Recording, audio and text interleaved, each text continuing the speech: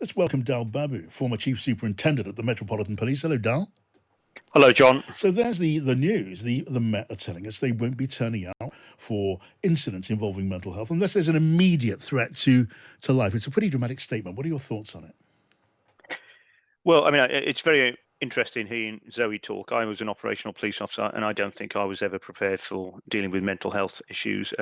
We have very, very limited training. So the idea that we have police officers who are trained in mental health issues, I'm afraid, is not, frankly, in my opinion, is not true.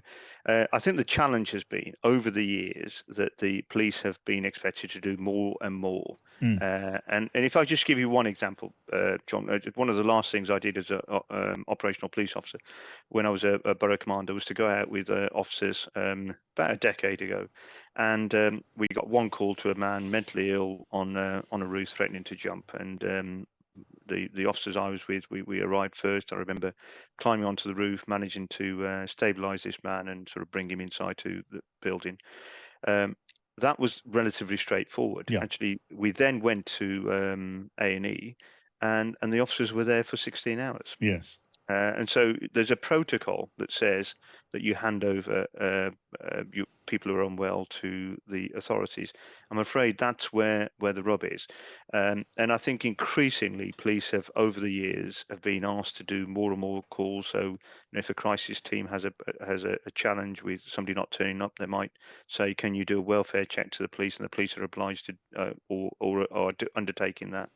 So over the years, the police are doing more and more work, and chiefs up and down the road are basically saying that between 20 and 40% of their work is dealt with mental health. So this is really, I mean, I think people should not be alarmed in the sense that the police will still go out and deal with life-threatening situations. The difficulty is when you have limited resources, you've had massive cutbacks in policing, and you have more and more gaps in the public sector. Yes. And the police are the one agency that can be relied on 24/7 to go and deal with calls.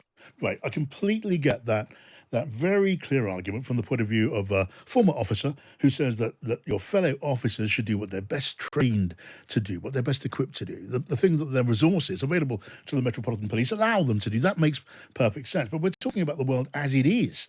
And as you say, police now are spending up to 40% of their time dealing with mental health incidents. That's just the reality. Thousands of police hours are spent on these cases. If those calls are not going to be answered, what on earth is going to be happening to those people who need help and those people around them who may be in alarming situations, Dal? Well, I think that's the difficulty, John. So we're talking about this potential project being rolled out in September. We've still got some time to look at how that's developed. So I would hope that organisations, local authorities, NHS trusts, the police will be sitting down talking and looking at where the gaps are and how they can ensure that they're filled.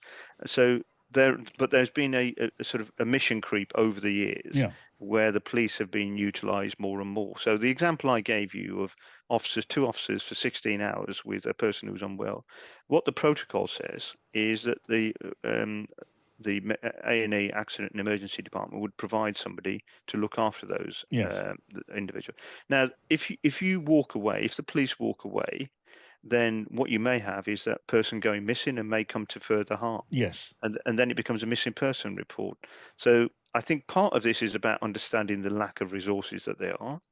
Part of this is about understanding how society has changed. So my generation would, and dare I say your generation, John, we would just suck it up and deal with the crises that we're dealing with. But I think younger people are more inclined to want to utilize the services that are increasingly being put under huge pressure.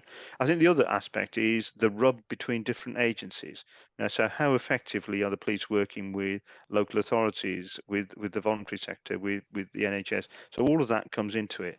So I think, I mean, I can't imagine a situation where the police won't respond to a life-threatening situation. I think what Sir Mark Rowley seems to be suggesting here is, look, you're asking me to deliver on policing. I'm now filling in the gaps where there are in other areas. We need to have an adult Right. conversation around how I'm able to do both. Right. So, in a word, it is about lack of training. It's about lack of manpower. And Dal, an officer, does not know how a situation is going to develop over time, and still less if they don't turn up to the call. In a word, is it possible? Is it reasonable to expect our political leaders from whatever side, red or blue, to fix this? Is that just asking too much? No, John, I remember this question. You could have asked me this question 40 years ago when I first started in policing. You could have asked it me 10 years ago when I retired. You know, this has always been a challenge. And the police, you know, if you're looking at the big ticket items, the police don't have the training to deal with mental health effectively. We have a lack of resources. And what's happened is that police have been asked to Yeah. fill in where there are gaps. And I think what we need is a honest conversation, make sure that at the center of all of this is the people who are unwell, so they get the best treatment. And in fact, when I joined, John, people who were going through a crisis were taken to a police spell. You know, at least we don't have that situation now. In the Mm. back of a van, you know, sort of must be a horrendous situation for people who are unwell. But what now happens is that they're taken in an ambulance to a place of safety, and often police officers will go that. But there have been numerous occasions where I've attended with people who are unwell, Yeah. and as soon as the professionals are there and are able to deal with individuals, it's a total different dynamic. They have the skills. I have an enormous amount of respect for the people who are able to diffuse situations very, very quickly. And sometimes, if you've got police officers there who haven't got the necessary skills, and I was never trained to deal with Okay. mental health way, then you have to acknowledge that. All right. Last way, in a word, Dal, if I can, you think it's fixable, but it's a huge task. It's a huge task, but central to this is resources, not just resources. I think there's two key things: is having effective resources, and then looking at a more effective way of working with the different agencies. Okay. All right. Leave it there. Dal Babu, great to talk to you. Thank you, former Chief Superintendent of the Metropolitan Police. Now, I want to get the thoughts of Dr Adrian James, who's the President of the Royal College of Psychiatrists. Welcome to you, Adrian. Good to be on the show, John. It's good to have you with us, Adrian. Tell me, what are your thoughts on this? Listening there to Dal Babu. Well, I think central to all of this is a distressed person, and we need to make sure that that distressed person gets the care, attention, and treatment that they need. So that's got to be number one. And as your last speaker said, this is not something that can be turned around overnight or even in a very short period of time.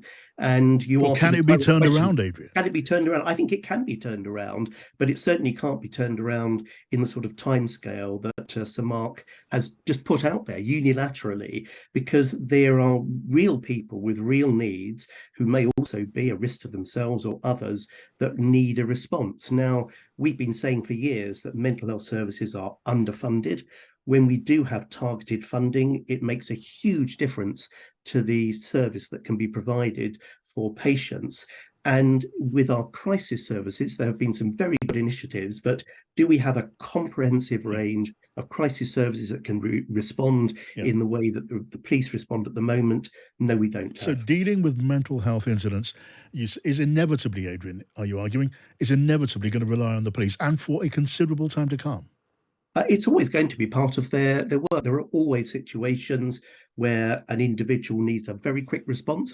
I don't have a blue light on the top of my car. So the situation that was described very well by your last speaker of somebody who was really at risk to themselves, they were able to get there in a timely fashion. They have a blue light we don't have.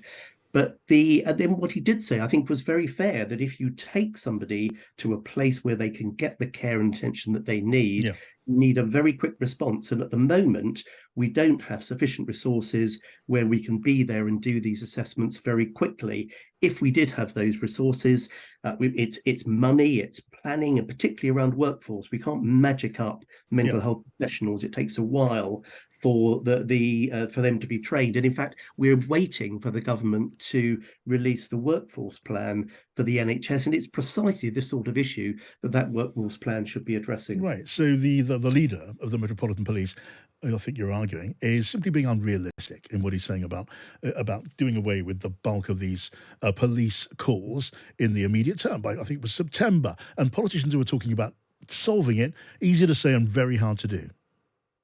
You're absolutely right. I think it is the time scale.